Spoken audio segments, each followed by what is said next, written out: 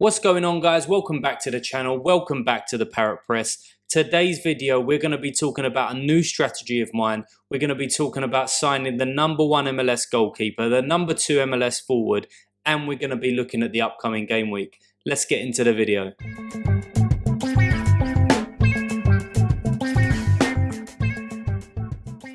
Okay, so first things first, let's talk about this new strategy. Now, it's not groundbreaking stuff, but as you can see there, the headline is lack of pure quality. And if we look at the cards there, Sapong, Boxall, Patrick, Hong Jung-un, Willis and Galisi, none of them stand out to me and say that they are pure quality. And by pure quality, I mean consistent scores, giving me the best chance of getting rewards in the game, and also regular starters. So Sapong, he could be a regular starter for Nashville, but I think he's had maybe 2 decisives in the last 15 games or something like that. Boxall, he was in and out at the beginning of the season. He's a bit more established now. Patrick is just a throwaway. Hong Jung-un has been injured. He does start most games for them, but they're not having a great season as a club, with Cecina being injured a lot of the time. Willis has been in and out with Nashville, and they are not living up to expectation this year, as well as Orlando and Galisi. And Galisi has been, probably the best one out of those 6. But what I want to do is bring quality into the club. I want players, as I said, that want to give me the best chance of getting rewards. And I haven't got that. Simple as that. I haven't got that with these players. So the next thing that I had to consider was going from 3 squads to 2. And now this is a big jump. And as you can see there, Forsell is all my super rares. And that's what got me thinking about going from 3 to 2. Because I was playing All-Star Rare, I was playing Champion America, and I was playing Champion Rare Pro. And I don't think that I had the super rares or the rares, to be honest with you, to be stretching across 3 sides. I didn't think I had the super rares to really challenge in that division.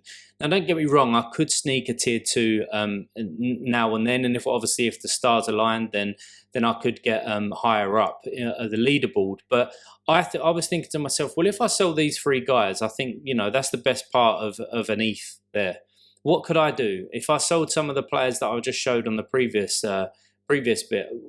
Where could I go? What could I do with that ETH? Could I really strengthen my side? Could I have 2 sides for week in and week out in All-Star and Champion America that potentially could kill it and get me rewards constantly? So that's my thinking. It's not rocket science. As I said, I want pure quality. I'm going from 3 sides to 2 because I'm not ready for Rare Pro yet to get the best super rares that I possibly can.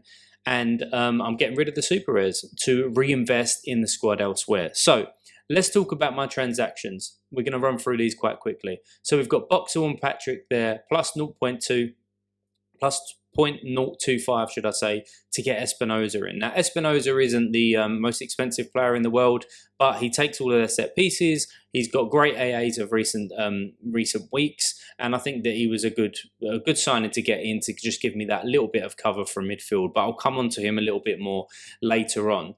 After that, this was the big one. I got the other 2 super rares out, Camacho and Janssen. Now, Camacho actually injured his shoulder last week, but he's back in individual training now, I believe. So for the owners of Camacho, I don't think that you'll have to wait too long to see him back in action. Janssen missed the last game as well, but I believe he's okay now as well. If you can see there, the valuation on that day, it was actually 0.8. That's because people were trying to sell these, or the recent sales for the super rares was around about 0.4, and that's what I bought them at. And you could then see the valuation on the day for the rares that I've picked up is actually 0.5. So it's a big difference there. You normally see sort of trades if it's like this, maybe 0.15 or something like that difference. So I can see why the guy that I was talking with and the guy who accepted this trade went ahead and accepted, because he thought we could probably flip them, but I couldn't flip them. I was listing them at around about 0.32. As I said, I bought them for 0.4, so I was willing to take that 0.15 or 0.16 loss. But part of your ego, you never want to sell players for less than what you've bought them. So I'd rather do a trade. I know it's a bit weird. It doesn't really make any difference if you get the ETH and then go and buy the player. But it's just the way that my head works. But if we look now, the ETH and the floors, it's clearly people can't sell these super rares, especially coming into the end of the season. So it's 0.72, so that deficit has already been reduced. But the big one there, as I said at the beginning of this video, is Diego Rubio. Now, the reason why I got this guy is because he has been smashing it this season for Colorado. He is their main man. He's a set piece taker. I think he might wear the captain's armband, or he's definitely won it this season, I think. And he's just a fantastic player. The only person above him in terms of L5 rankings is actually Insigne, which says a lot. And you could have 4 Rubios for the price of Insigne, and I think that is well worth it if you're playing multiple lineups. So I'm super happy to get this guy in, because as I said in previous videos, my forward line was letting me down. I was okay with my defenders, I was okay with my midfielders. Goalkeepers I've strengthened, which I'll come on to in a minute. However, my forward line was letting me down with Sapong in there, Quieto, who's done well in recent weeks, and Morris as well. They're hit and miss a little bit, whereas this guy seems to be consistently delivering. And as I said at the beginning of the video, I'm after pure quality. We also picked up Jack Elliott there because I saw it in the guys club, saw him in the guys club, and he plays obviously for the best defense in MLS. And as I'll come on to in a minute, I signed a particular goalkeeper who does well with Jack Elliott. So that was the trade for that one. Moving on, I then had 3 goalkeepers in my side. I only needed 2 if I was playing 2 lineups. So this is where I was able to get some ETH back into the club and enabled me to do the next trade that I'm going to talk about. So I sold Willis for 0.35, sold Galisi for 0.48. They are less now, but obviously that's going to come down because the MLS prices are coming down, because it's coming towards the end of the season. I chose to keep as my other goalkeeper Stefan Fry, because I've got Yeimar at the back. I've got Morris as a kind of like a half Seattle stack. And although Fry is older, I think that he scores a bit better, or he has been of late, been scoring a bit better than these guys. And I think that his contract doesn't expire until next year. So he should be their number 1, but who knows what's going to happen in the off season. But this is the one. So Andre Blake, the number 1 MLS goalkeeper. I sold Hung Jung-un, which was, it's a shame really, because when I picked him up and I scouted him, it was like 0.08. He got all the way up until about 0.26. I should have sold. I should have sold him then, but I was kind of hyping up my own scouting abilities and whatever. And I think that if somebody's tripling in price, unless they're like a Kimmich or an Mbappe or somebody who's a really big name, going to be around for years and just going to smash it, and you've got no concerns around them, then I think you should think about selling. It's up to you guys, obviously, but I should have sold this guy. But anyway, I chucked him on top of 0.85 ETH, and I went ahead and got Blake. And with the new scoring matrix coming into play this weekend, I think it's really vital that you have solid goalkeepers, and Blake is definitely that for me. What I want to do in upcoming weeks actually is upgrade Fry to somebody like Krepau, if that's how you say his name, something like that. So I've got 2 outstanding MLS goalkeepers who play for basically the best sides in the MLS. But we'll see how the new scoring matrix does, and who we can get to pair alongside Blake in the second lineup that I put out on a weekly basis. So I think this was a good trade, considering on the market it was around about 0.92, and I couldn't sell Hung Jung-un for 0.06. So I just whacked him on top, and it got accepted. So yeah, number 1 MLS goalkeeper in my squad. The next 2 that was out, Sapong for 0.12. Reasons why is because, as I said, Nashville haven't been great. He's a little bit older now. I think he's 33, and also he hasn't been getting many decisives of late. And Espinoza, at the beginning I said that I bought this guy.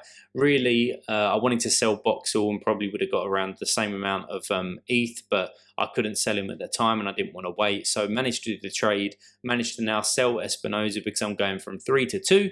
And managed to pick him up, managed to sell him for 0.12. But I do think that he's a great card, and it might be a super rare that I'll try and pick up maybe like middle of next season or something, if I do decide to go back into Rare Pro, because I think he's a good player. So managed to get that ETH in my account now. plus a few thresholds. So I'm sitting on a bit of ETH there in case I need to make some moves, or in case a couple of players gets injured, I can get some players in. With all of that being said, that's my strategy. That's the transactions that I've done, and what do my sides look like going into this game week. First off, Champion America, this is what it looks like. And this is what I'm saying about quality, right? Because when I look at that side, all right, maybe park Quieto just for a moment. Those four on the left-hand side there are fantastic players. They're some of the best players in the MLS. I've pretty much got the best goalkeeper. I've got the best defender at the moment. He might obviously be going. I don't know what's going on, but he's playing, and if he's playing, then he's scoring. Scoring well in terms of Sorare, obviously. So I've got probably the best defensive stack that you can get on the game for MLS. And then I've got Reynusa, who is could be a beast. He can score in the 90s, and I've got Zelarayan, who consistently scores well as well with good AAs. So yeah, that's what it looks like. And Quieto's just come off the back of pretty much 100 score. He's scored 5 goals in his last 3 games, hence why I've put him into this lineup over Rubio and over Morris. Rubio actually goes against Andre Blake and Wagner, so obviously I'm setting myself up to try and get the best that I can out of one lineup should Philadelphia keep a clean sheet or something like that.